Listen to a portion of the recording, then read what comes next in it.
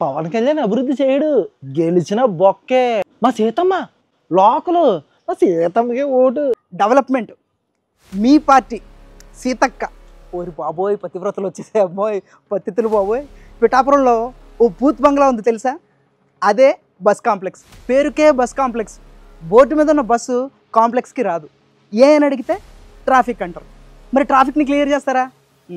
రోడ్లు విస్తరించాలి. సరే, అదైనా చేశారా అంటే అది చేయరు. విస్తరించడానికి రోడ్లు ఉండాలి కదా, అన్ని గుంతలు గతుకులు. వాటిని విస్తరిస్తే చెరువులు అవుతాయి, రోడ్లు ఎలాగవుతాయి? ప్లాస్టింగ్లు చేస్తారు రోడ్లకి.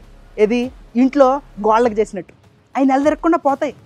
ఉప్పాడ బస్టాండ్లో కడుతున్న క్లాక్ టవర్ని పడగొట్టేశారు. అడిగితే ట్రాఫిక్ అంటారు. మళ్ళీ ఎక్కడైనా కడతారా? కట్టరు. మీ ప్రభుత్వం అన్ని కోల్చడాలన్నా కట్టడాలు ఏమైనా ఉన్నాయా? పిఠాపురం నియోజకవర్గం, పేరుకే నియోజకవర్గం. ఉన్న ఒక్క రైల్వే స్టేషన్లో ట్రైన్ సాగవు. అయితే సామలకోట లేకపోతే కాకినాడ వెళ్ళిపోవాలి. ఎల్టీటీ కోనార్క్ ట్రైన్ని మహారాష్ట్ర మినిస్టర్ ఇక్కడ హాల్ట్ ఇప్పించారు. ఎందుకు? దత్తాత్రేయ గుడికి వచ్చే మహారాష్ట్ర భక్తులు ఇబ్బంది పడకుండా. మీరు లోకలే కదా, మీరు చేయలేకపోయారా? ఎంపీ పదవిలో ఉన్నారు కదా, ఎమ్మెల్యే ఏం చేసేస్తారు? పిఠాపురం కాకినాడకు ఉన్న రైల్వే లైన్ క్లియర్ చేయలేకపోయారు.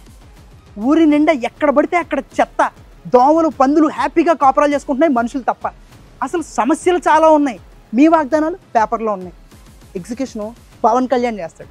అప్పటి వరకు మీరు పడుకోండి ఫ్యాన్ వేసుకుని. ఈస్ట్ గోదావరిలో ఒక మూలన పడుకున్న ఊరు పిఠాపురం. దాన్ని రాష్ట్ర వ్యాప్తంగా, దేశవ్యాప్తంగా గుర్తింపు వచ్చేలా చేసిన వ్యక్తి మా పవన్ కళ్యాణ్. తన జేబులో ఉన్న డబ్బులు ప్రజలకు సాయం చేశాడు.